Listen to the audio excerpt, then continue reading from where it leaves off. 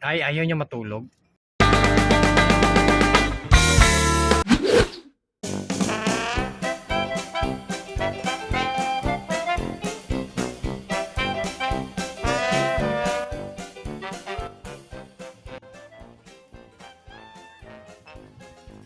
So yun na nga no. Pumunta kami dito sa Gingerbread House dito sa may Alfonso, Cavite. Medyo mahirap nga lang yung pagpunta dito guys kasi kailangan yung naka-private vehicle. So maganda nga pumunta dito no, yung mga kids, para talaga siya sa mga kids at mga kids at heart ng mga adults.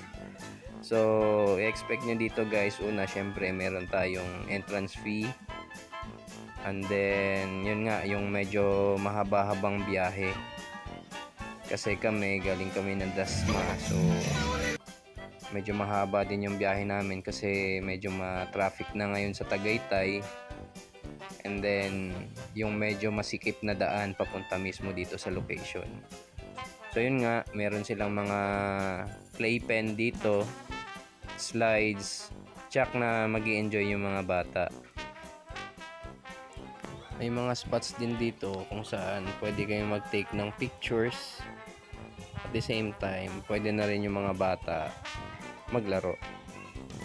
Syempre, meron din silang spot doon kung saan pwedeng kumain.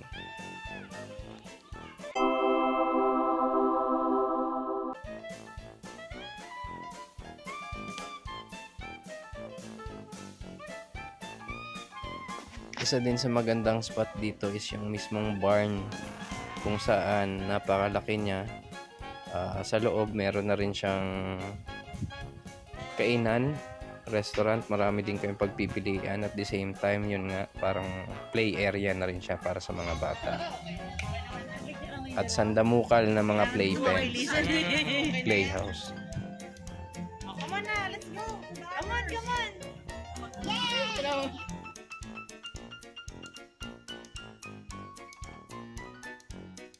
So sangkatutak na picture taking nga yung ginawa namin dito, no?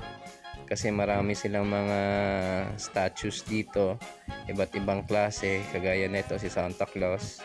Syempre di mawawala yung mismong si Gingerbread. Sa dami nga ng pwedeng pagpilian dito ng mga bata, hindi na nila alam kung ano yung pipiliin nila. May mga swing sila dito, slides, and then yung kagandahan, most of the pathways and yung flooring mismo nung playground nila is safe para sa mga bata.